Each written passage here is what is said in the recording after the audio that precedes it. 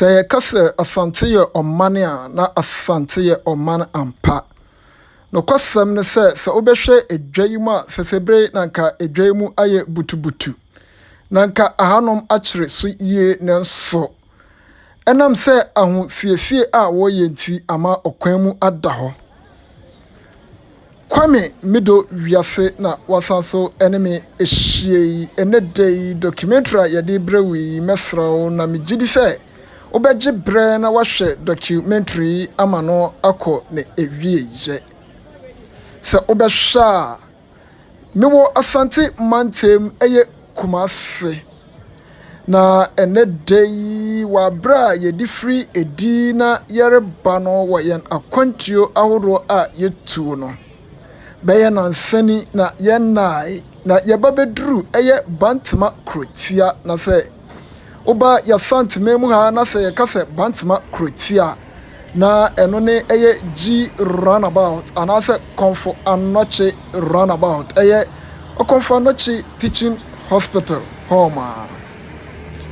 na odi free honom edereba eye Kumase cultural center edereba eye zoo ede ababe piem wo eye kejetia eye Mahama market anase Mahama Dubai ubehunu se kwemu ada ho na eye fewye awenhan ewo okwan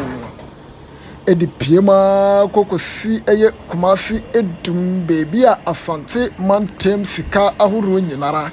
efri eba na etofe nsio na obehwa die etie ewo mu ne se ahofiesie ebrem ene eye eda memene dei na wa wani tuafe se ye kafe ahofiesie ebrem a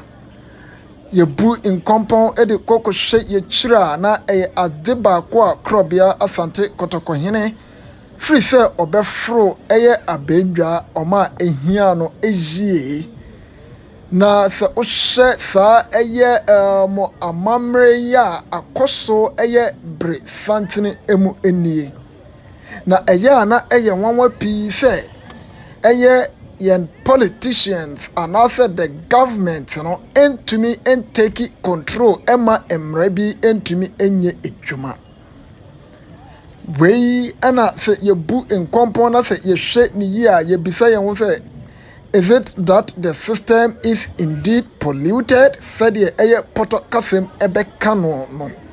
And kwasam say eye asetena ye womu no nioma ya shada ye boapa ana afe nioma na talking about eye politicians no efemu. Frise abri biara a ye beka ahufiesie asam anase ahunedie asam no. Opemso krobia Asante kotokohene onimonyamfo otufo faith to nana yebo udinia na yabo yemuase na se yabo yemuase so na se ti udinia yesore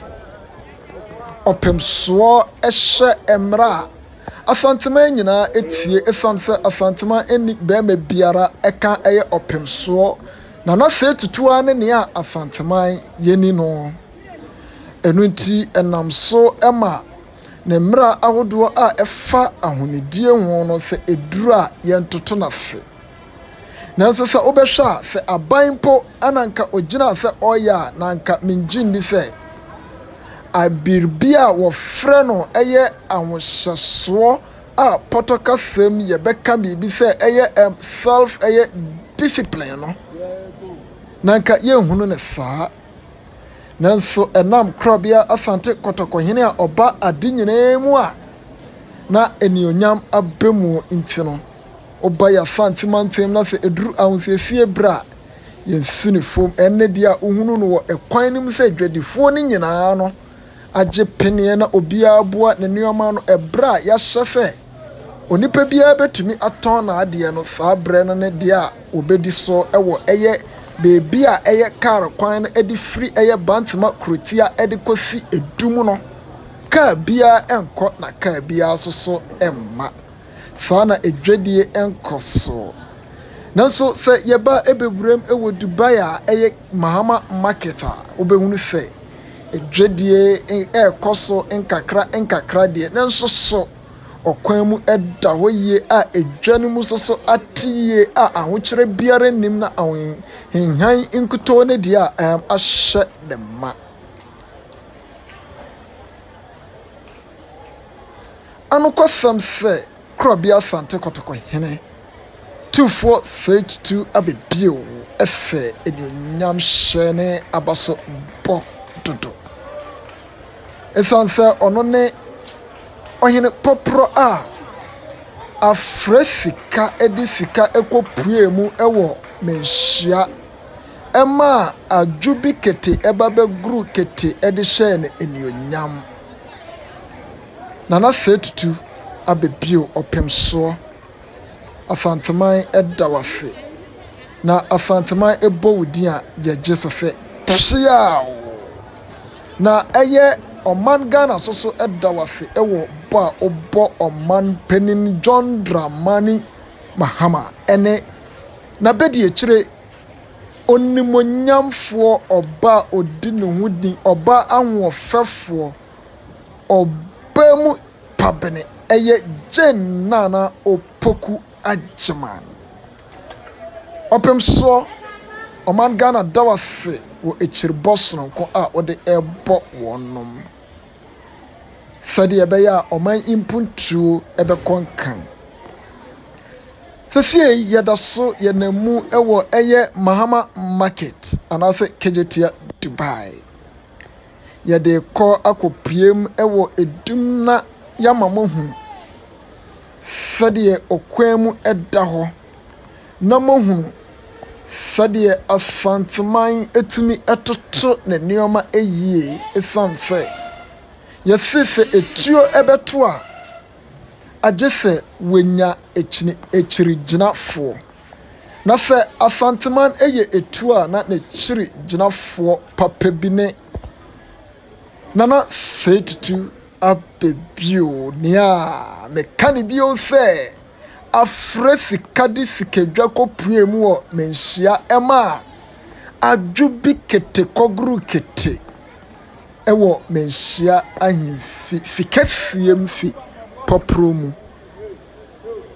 na mubehunu entotoye pa a egu na akwe wa monhwe enti enya mo fe Oman benia no kwasam se impenin ka se wonni peni a dua na wodika na me kwame me do wiase de me kasi so se wonni penin a na eno de